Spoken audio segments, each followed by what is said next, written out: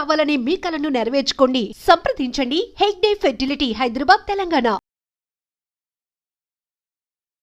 నమస్తే, welcome back to IT media. నేను మీ ఝాన్సీ. జనరల్గా కొన్నిసార్లు మనం ఏదైనా పనులు చేస్తున్నప్పుడు, ఇంట్లో కానివ్వండి, బయట వర్క్ చేస్తున్నప్పుడు సడన్గా నడుము పట్టేస్తూ ఉంటుంది. ఆ నడుము నొప్పి ఒక వారమైనా వదలదు, నెల రోజులైనా వదలదు. మరి అప్పుడే ట్రీట్మెంట్ కోసం అని హాస్పిటల్కి వెళ్తాం, మళ్ళీ స్కాన్ అంటూ ఉంటాము. ఇదంతా కాకుండా ఆయుర్వేదంలో ఎలాంటి వైద్యపరమైన చికిత్స దేనికి ఉందో తెలుసుకుందాము. ప్రస్తుతం మనతో ఉన్నారు ప్రొఫెసర్ ఇంకా డాక్టర్ టి వేణుగోపాల్ గారు.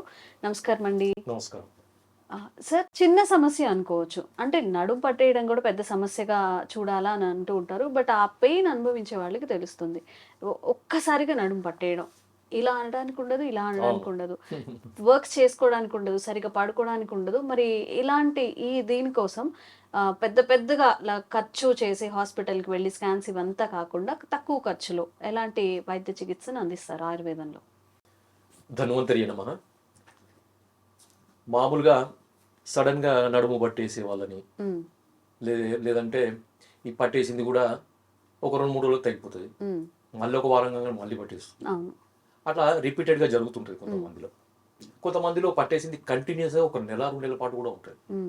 ఓకే, సో ఇలాంటి సమస్యతో బాధపడేవాళ్ళు వీళ్ళని మనం ఎక్కువ ఎవరిలో చూస్తుంటామంటే ఇంట్లో ఎక్కువగా పనిచేసే హౌస్ వైఫ్స్, గృహిణులు.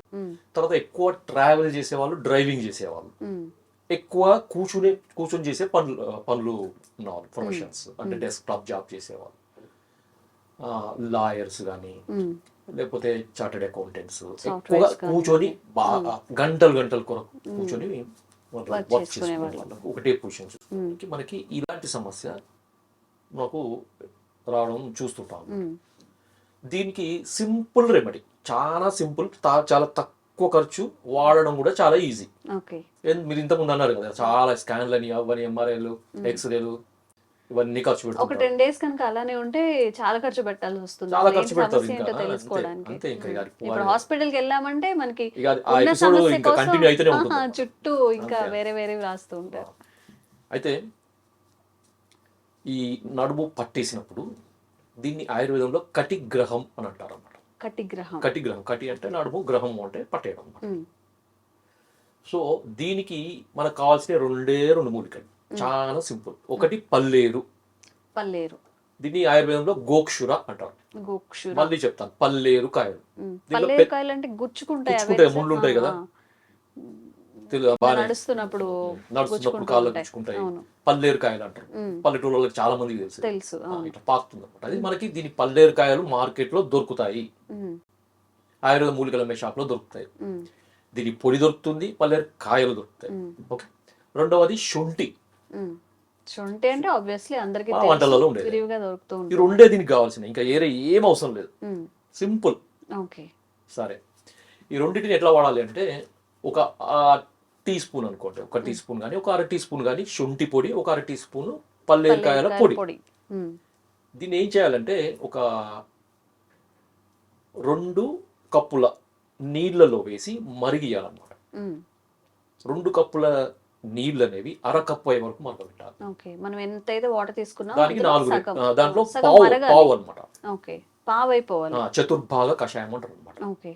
అంటే 4 రెట్లు, పావు కావాలన్నమాట. ఓకే, అంటే 2 కప్పులు పావు కప్పు, 1/2 కప్పు కావాలి. పావు కప్పు కాదు, 1/2 కప్పు కావాలన్నమాట. 2 1/2 కావాలి. వడపోసిన తర్వాత తాగగలిగేంత వేడి ఉన్నప్పుడు తాగండి. రెండవది, దీన్ని ఎట్లా వాడాలి మరి సార్? ఉదయం పూట వాడండి, పరగడుపున ఎంటీ స్టమక్లో బ్రష్ చేసుకున్న తర్వాత, టీ కానీ కాఫీ కానీ ఏది తీసుకోకముందు దీన్ని వాడండి. సో వాడిన తర్వాత ఒక పావు గంట, అర్ధగంట వరకు మళ్ళీ ఏం తీసుకోవద్దు. దాని తర్వాత ఈ రొటీన్ మీరు యాక్టివిటీస్ చేసుకోవచ్చు. సో సడన్గా ఈ నడుము పట్టేసిన వాళ్ళకి, కటిగ్రహ పేషెంట్కి ఇది అద్భుతంగా పనిచేస్తుంది. ఒక 2-3 రోజులు తాగితేనే ఈ నడుమంతా రిలీజ్ అయిపోతుంది. ఎటువంటి పెయిన్ కిల్లర్ టాబ్లెట్స్ కానీ, ఇంజెక్షన్స్ కానీ, పైకి రాసే ఈ స్ప్రేలు ఉంటాయి కదా, బామ్స్, స్ప్రేస్, ఇవన్నీ ఏమీ అవసరం లేకుండానే పట్టిన నడుము రిలీజ్ అవుతుంది. ఎన్ని డేస్ కి సార్? అంటే 3 days 4 days వాడితేనే రిలీజ్ అవుతుంది. దాని తర్వాత కూడా మీరు రెగ్యులర్గా వాడండి. అంటే ఎవరికైతే ఈ సమస్య రిపీటెడ్గా వస్తుందో ఉమ్, వాళ్ళు కంటిన్యూస్గా వాడండి, దీనివల్ల నష్టం ఉండదు. ఉమ్, కాకపోతే శొంఠి ఉంటుంది కాబట్టి కొంతమందికి వేడి చేస్తుంది. ఉమ్, సో అలాంటప్పుడు అంటే ఇది మనకి ఏంటంటే గోక్షురనేమో చలవ చేస్తుంది, శొంఠి ఏమో వేడి చేస్తుంది. ఈ రెండు వేడి చలవ రెండు బ్యాలెన్స్ అవుతాయి మరి దీంతో. ఉమ్, సో అలాంటి సమస్య దాదాపుగా రాదు. ఒకవేళ అనిపిస్తే మాత్రం మీరు మధ్యలో కొన్ని రోజులు ఆపేసి మళ్ళీ స్టార్ట్ చేయండి. ఓకే. ఓకే. ఉమ్, సో ఇట్లు మీరు కంటిన్యూ కనుక చేస్తుంటే ఏంటంటే ఈ కటిగ్రహం అనే సమస్య అద్భుతంగా పనిచేస్తుంది. తక్కువ ఖర్చుతోని తక్కువ రోజుల్లో ఎటువంటి సైడ్ ఎఫెక్ట్స్ లేకుండా తగ్గిపోతుంది అన్నమాట. ఓకే. ఓకే. ఉమ్, సో దీనికి మనము దీన్ని అనలైజ్ చేస్తే అంటే ఈ మీరు సార్ 2 మూలికలు చెప్పారు కదా, మరి ఇంత పెద్ద ఎందుకు సమస్య ఎట్లా తగ్గుతుంది? ఎలా పోతుంది తగ్గుతుంది? అని చాలా మందికి ఒకటి మైండ్లో తిరుగుతూ ఉంటారు. అవును. సో దీంట్లో 2 కారణాలు మనము దీంట్లో విశ్లేషించాలన్నమాట ఉమ్, కటిగ్రహం రావడానికి. ఉమ్, ఒకటేమే అత్యాసనాత్ రథక్షోభాత్ అని అన్నమాట. అత్యాసనం అంటే ఎక్కువసేపు కూర్చోవడం, కూర్చోవడం. నడుమికి స్ట్రెయిన్ కలిగే విధంగా ఉమ్, స్ట్రెయిన్ ఒకే లో పొజిషన్ లో కానీ ఎక్కువసేపు కదలకుండా కూర్చోవడం. ఎక్కువసేపు కూర్చోవడం.